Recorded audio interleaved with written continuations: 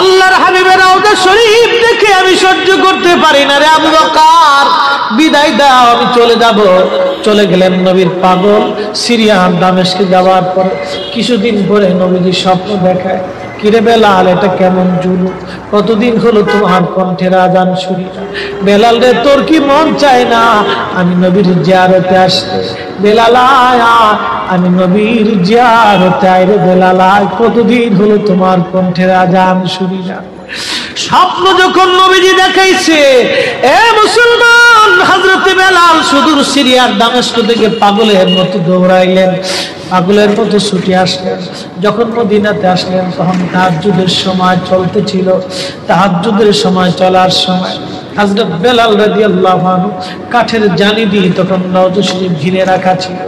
ওই জালির পাশে বসে বসে জালির সঙ্গে মাথা ঠেকাইয়া নবীর পাগল বসে বসে গুনগুন গুনগুন করে কাঁদে আর বলে, হুজুর, আপনি আসতে বলেছিলেন, গোলাম এসে হাজির হয়েছে।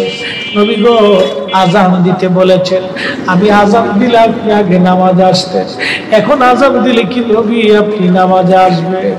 হুজুর, এখন আজান দিলে কি আপনি নবী নামাজে আসবেন? নতুন মুয়াজ্জিন আসছে আজান দেওয়ার জন্য, এসে দেখে নবীর মুয়াজ্জিন বেলাল কাঁদে। ডাক দেখে মদিনাবাসী, শুনছো, নবীর মুয়াজ্জিন ফিরে এসেছে, বেলাল আসছে, বেলাল ফিরে আসছে। এই কথা শোনার পরে সব সাহাবী ঘর থেকে বের হয়ে দৌড়ায় এসে দেখে বেলাল কাঁদে। সাহাবীরা বলে, বেলাল আজান দাও, কতদিন হলো তোমার কণ্ঠের আজান শুনি না। বেলাল আজান দাও, কতদিন হলো আজান শুনি না রে বেলাল। বেলাল বলে, সাহাবীরা রে, আমি আজান দিলে কি নবী নামাজ আসবে বলো? সালমান ফারসি রাদিয়াল্লাহু আনহু ডাক দেখে, সাহাবীরা, আমাদের কথায় বেলাল আজান দিবে না, তোমরা যাও দেখো হাসান আর হুসাইন দুইজন ঘরের মধ্যে আছে। ইমাম হাসান হুসাইন রাদিয়াল্লাহু আনহুমা যদি বলে তাহলে বেলাল অবশ্যই আজান দিবে। সালমান ফারসির পরামর্শে সাহাবীরা দৌড়ায় গেলেন। বর্তমান 7 নম্বর গেট বাবু সালাম বরাবর একটা মসজিদ আছে, মসজিদে আলী, এটাই ছিল হযরত ফাতেমা রাদিয়াল্লাহু আনহার বাড়ি। এই বাড়িতে দৌড়ে যাওয়ার পরে ইমাম হাসান হুসাইন রাদিয়াল্লাহু আনহুমা দুইজনকে নিয়ে আসা হলো। দুইজনকে নিয়ে আসার পরে হযরত ইমাম হাসানকে দেখতে আমার নবীর মতো দেখা যাইত, চেহারাটা রাসূল করিমের চেহারার মতো ছিল। নাতি দৌহিত্র নানার চেহারা পেয়েছিলেন, ইমাম হুসাইন ও নানার সুরত পেয়েছিলেন। দুই ভাই নানার সুরত পেয়েছিলেন। হযরত বেলাল রওজা শরীফ থেকে উঠে হযরতে হাসানের বুকের মধ্যে মাথা ঠেকায় কাঁদতেছে, ইমাম হুসাইনের বুকের মধ্যে মাথা ঠেকায় কাঁদে। হযরত ইমাম হাসান ডাক দেখে, নানার মুয়াজ্জিন, কতদিন হলো তোমার কণ্ঠে আজান শুনি না, যেই কণ্ঠ দিয়ে নানার আজান শুনাইতা, যাও গো ওই কণ্ঠ দিয়ে আমাদেরকে আজান শোনায়া যাও। যখন হযরতে বেলাল ইমাম হাসান এই কথা বললেন, হযরতে বেলাল দৌড়ায় গেলেন। যেই বনু নাজ্জার গোত্রের মহিলা সাহাবীর ছাদের উপরে দাঁড়ায় বেলাল আজান দিত।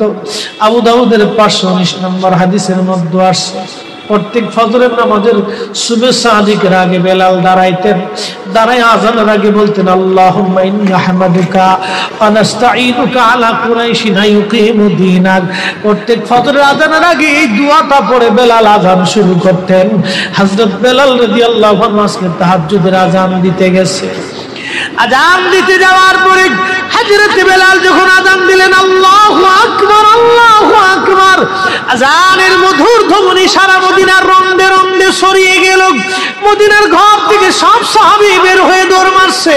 আবার যখন বলেন আল্লাহু আকবার, আল্লাহু আকবার, সব সাহাবী, মহিলা, বৃদ্ধ, বনিতা ঘর থেকে বের হয়ে দৌড় মারছে। যখন বলল আশহাদু আল্লা ইলাহা ইল্লাল্লাহ, মদিনার ঘর থেকে সব মহিলারা ঘর থেকে বের হয়ে দৌড় মারছে রে, আর কান্না করে নবী বুঝি ফিরে আসছে রে। আবার যখন বলেন আশহাদু আল্লা ইলাহা ইল্লাল্লাহ, তখন মদিনার মানুষ কান্না করতেছিল, গুনগুন গুনগুন করে কান্না করে। মদিনার ভিতরে আওয়াজ বের হয়ে গেল, নবী বুঝি আসছে রে, নবী বুঝি ফিরে আসছে রে, নবী বুঝি ফিরে আসছে রে, নবী বুঝি আসছে।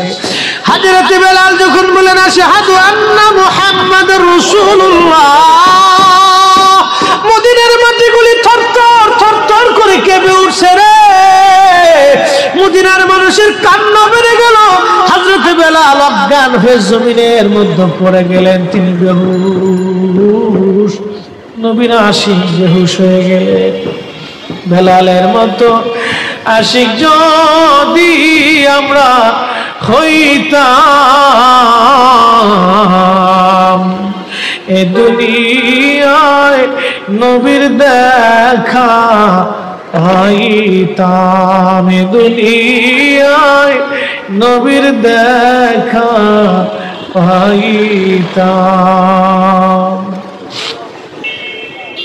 যখন হুঁশ ফিরে আসছে, রওজা শরীফের পাশে বসে বসে বেলাল কাদের বলে, হুজুর আজান দিতে বলেছিলেন, আজান দিয়েছি। হুজুর আমি আজান দিলে আগে নামাজে আসতেন, আজকে আজান দিলাম আপনি হুজুর আসেন নাই। যে আজান দিলে নবী আসবে না, আমি বেলালে আজান আর কোনোদিন দিব না। হযরত বেলাল কিছুদিন পরে কলিজা ফেটে নবীর বিরহ বেদনা সহ্য করতে না পেরে তিনি চলে গিয়েছিলেন পরপারে। কলিজা ফেটে, কলিজা ফেটে, কলিজা ফেটে। এইভাবে সাহাবীরা নবীকে ভালোবেসে গেছে। কত সাহাবী কত ভাবে নবীকে ভালোবাসছে রে।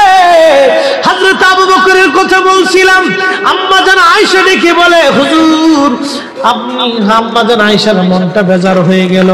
আল্লাহর নবী ডাক দিয়ে বলতেছিলেন, আয়েশা রে মনটা তোমার বেজার কেন হয়ে গেল? আম্মা জান বললেন, হুজুর দিনের জন্য আমার আব্বা জান সব সম্পদ বিলীন করে